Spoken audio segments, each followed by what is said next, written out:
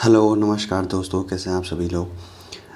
अब लगातार न्यूज़पेपर के माध्यम से ये देख रहे होंगे कि धीरे धीरे जो यूके ट्रिपल एस सी भर्ती घोटाला है वो यूकेपीएससी की तरफ भी मुड़ने का प्रयास कर रहा है। और जैसा आपने देखा होगा कुछ दिन पहले के अखबार में ये था कि जो लेक्चरर भर्ती में गड़बड़ी की शिकायत हो गई थी। माकपा के किसी कार्यकर्ता ने इस विषय को लेकर के बात की थी। अब इस पे जो है आपने देखा होगा कि गड़बड़ी के आरोपों की जांच के आदेश दे दिए गए हैं और दून पुलिस जो है वो इस मामले में जांच करेगी। तो ये जो इसका संदर्भ है वो वही है जो यूट्यूब पर एक महिला अभ्यर्थी का जो वीडियो वायरल हो रहा है और उसमें उन्होंने जिस प्रकार से आरोप लगाए हैं एक पूर्व सदस्य पर जो आयोग में सदस्य रहे हैं और उससे पहले वो जुडिशियल से जुड़े हुए सदस्य रहे हैं। तो उन पर ये आरोप लगा है कि उन्होंने जो है भर्ती करने का आश्वासन दिया था और बाद में वो नहीं कर पाए। तो उसमें वो सीधे सीधे ये कह रहे हैं ऑडियो के माध्यम से कि हम आपको भर्ती करा देंगे, ये परीक्षाएं हमारे हाथ में हैं और हम आपको भर्ती करवा देंगे। तो अगर आयोग का एक सदस्य फ़ोन पे अपने पीए के टच में रहने के लिए बोल रहा है और उसके बाद वो ये कह रहा है कि मैं आपको भर्ती करा दूंगा, तो मैं इस विषय में नहीं जानना चाहूँगा कि महिला अभ्यर्थी ने क्या कहा, महिला अभ्यर्थी सही है या गलत है, क्योंकि कई लोग इस बात को कह रहे हैं कि महिला अभ्यर्थी भी गलत लग रही हैं। हम उस बात पे जाना ही नहीं चाहते हैं। हम ये कहना चाहते हैं कि आयोग के अंदर ऐसे कौन सदस्य हैं जो इस प्रकार के दावे अभ्यर्थियों से करते हैं।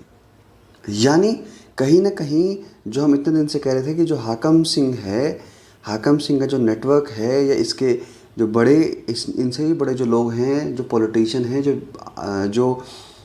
जो अधिकारी वर्ग हैं, उनके अगर यूके ट्रिपल एस सी को वो भेज सकते हैं तो वो यूके पीएससी को भी भेज सकते हैं। मैं फिर से अपनी बात में वही कहता हूँ कि हमें आयोग के स्ट्रक्चर पे कोई क्वेश्चन नहीं करना है।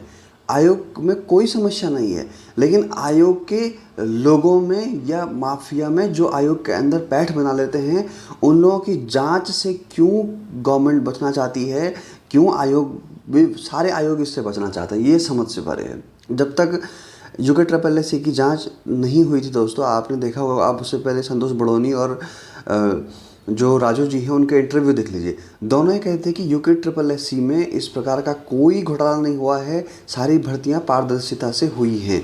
आज आप देख लीजिए 5 भर्तियां तो ऑलरेडी ही लिस्टेड हो चुकी हैं जिनकी जांच होनी है।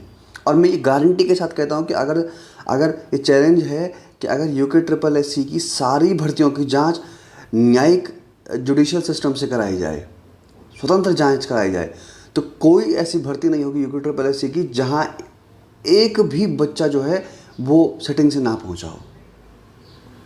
हर परीक्षाओं में इस प्रकार का काम होता है यूके ट्रिपल एस सी में। मार्केट में खबरें होती हैं कि इतना पैसा लाओ आपको भर्ती कर दिया जाएगा।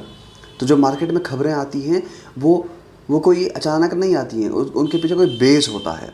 आपने कभी सुना है कि यूपीएससी में इतने पैसे लाओ और आपको आईएएस बना देंगे? कभी नहीं सुनाई देता है। क्यों? क्योंकि व्यवस्था ही नहीं है। लेकिन अगर यूके ट्रिपल एस सी को लेकर के बाज़ार में इस प्रकार की बातें सुनाई देती हैं तो इसके मतलब कहीं ना कहीं उस बात में एक संदेह तो है। मैं पुष्टि तो नहीं कहता हूँ, संदेह तो है। और वीडियो ने उस संदेह की 100% पुष्टि की है कि बिल्कुल सही था। क्योंकि मार्केट में ये था कि 10 से 15 लाख रुपए लेकर के आओ और आपको वीडियो में सिलेक्शन मिल जाएगा। और एग्जैक्ट जब घोटाला खुलता है तो यही अमाउंट निकल करके सामने आया है। तो इसलिए दोस्तों ये बहुत महत्वपूर्ण है कि इस समय अगर जाँच चल रही है तो यूकेपीएससी की जाँच होनी बहुत ज़रूरी है। और जो मेडिकल आयोग है उसकी भी जांच जरूरी होनी है। ये जो अन्य आयोग जो भर्ती कर रहे हैं, जो अन्य संस्थाएं भर्तियां करवा रही हैं, उन सब की जांच होनी बहुत ज़रूरी है। अभी दूसरा इंपॉर्टेंट प्रश्न निकल करके सामने आया है कि क्या सीबीआई के पास जाएगा मामला। देखिए दोस्तों, इसमें ये बहुत महत्वपूर्ण है कि हम जिस प्रकार से इस समय युवाओं ने जिस प्रकार से आवाज़ उठाई है, अगर इसी प्रकार से युवाओं की आवाज़ विभिन्न माध्यमों से उठती रहे, जैसे ट्विटर पे कैंपेन चल रहा है, यूट्यूब पे हम सभी लोग बोल रहे हैं, फेसबुक पे अधिकतर लोग बोल रहे हैं, तो इससे क्या है, गवर्नमेंट पर जो है वो एक प्रेशर इस समय बहुत ज़बरदस्त बना हुआ है। और अगर ये प्रेशर कम से कम 10-15 दिन और चला तो ये जांच सीबीआई के पास जाएगी। और मैं आपको बोल रहा हूँ कि ये सीबीआई के पास अगर ये जांच जाएगी तो ये देहरादून से लेकर के हरिद्वार तक बड़े बड़े नेता, बड़े बड़े अधिकारी नापे जा सकते हैं, चाहे वो पुराने रहे हों, चाहे वो वर्तमान रहे हों। इसलिए ये सीबीआई को नहीं देना चाहते हैं, क्योंकि कहीं ना कहीं स्टेट मशीनरी जो है वो इनके हाथ में है, इसलिए जो है ये इससे बचना चाहते हैं। लेकिन जैसे ही ये भर्ती घोटाला सीबीआई के पास जाएगा, इसमें बहुत बड़े बड़े नाम आएंगे। सीबीआई और ईडी के जाने के बाद इसमें बहुत बड़े बड़े नाम आएंगे, जिस कारण से ये लोग सीबीआई और ईडी के पास नहीं जाना चाहते। मैं वर्तमान मुख्यमंत्री जी की बात नहीं कर रहा हूँ, क्योंकि वो अभी नए नए बने हैं। वो चाहत कर भी अभी इसमें काम नहीं कर पा रहे हैं। लेकिन अगर पूरा प्रदेश का युवा जो है वो मुख्यमंत्री पर दबाव डालेगा, तो मुझे लगता है कि धामी जी जो हैं वो इसमें एग्री कर सकते हैं। पुराने मंत्री, पुराने नेता जो इस समय सरकार में नहीं हैं, वो बहुत घबराए हुए हैं। कुछ लोगों का इंटरव्यू आपने कुछ दिन पहले देखा होगा कि अगर उनसे पूछा जाता है कि सीबीआई को जांच देनी चाहिए, तो वो कहते हैं कि हमें अपनी स्टेट मशीनरी पे भरोसा है। अरे खाक भरोसा तुम्हें अपनी स्टेट मशीनरी पे? अगर स्टेट मशीनरी पे अगर आपको भरोसा होता तो ये जांच पहले क्यों नहीं की गई? क्या स्टेट मशीनरी सोई हुई थी? जब युवाओं ने इतना आंदोलन किया, उसके बाद स्टेट मशीनरी जागी है। क्या आयोग को इतने अधिकार नहीं होते हैं कि वो जांच स्वयं करा सकती है? लेकिन नहीं कराई। क्यों? क्योंकि संरक्षण हर तरीके से प्राप्त था। सचिवालय के तार जुड़ गए हैं, हरिद्वार के तार जुड़ गए हैं, उत्तरकाशी के तार जुड़ गए हैं। कहाँ से तार ने जुड़ रहे हैं? अभी बता, नैनीताल के तार जुड़ गए हैं, उधम सिंह नगर से जुड़ रहे हैं। तो इसलिए ये महत्वपूर्ण है दोस्तों कि इस समय सभी लोग जो है वो अपने फेसबुक, अपने ट्विटर, अपने व्हाट्सएप के माध्यम से इस प्रकार के वीडियोज़, इस प्रकार के मैसेजेस को शेयर करते रहें, क्योंकि आजकल सोशल मीडिया की आवाज़ बहुत मजबूत हो गई है, लोगों तक पहुंचती है। जो ये लेक्चरर मामला है यूकेपीएससी का, ये टोटल सोशल मीडिया की देन है। सोशल मीडिया पर वो वीडियो आया, उसके बाद से वो लगातार वायरल होता चला गया। वायरल होने के बाद किसी ने उसकी एफआईआर दर्ज कर दी और उसके बाद वो जांच शुरू हो गई। तो इसलिए हमें समझना होगा कि सोशल मीडिया की कितनी पावरफुल चीज़ है। हम जिस दिन सड़कों पर आना होगा, उस दिन सड़कों पर भी आप आंदोलन कर सकते हैं। जब जो नेतृत्व करता है वो बुलाएंगे तो आपको जाना चाहिए।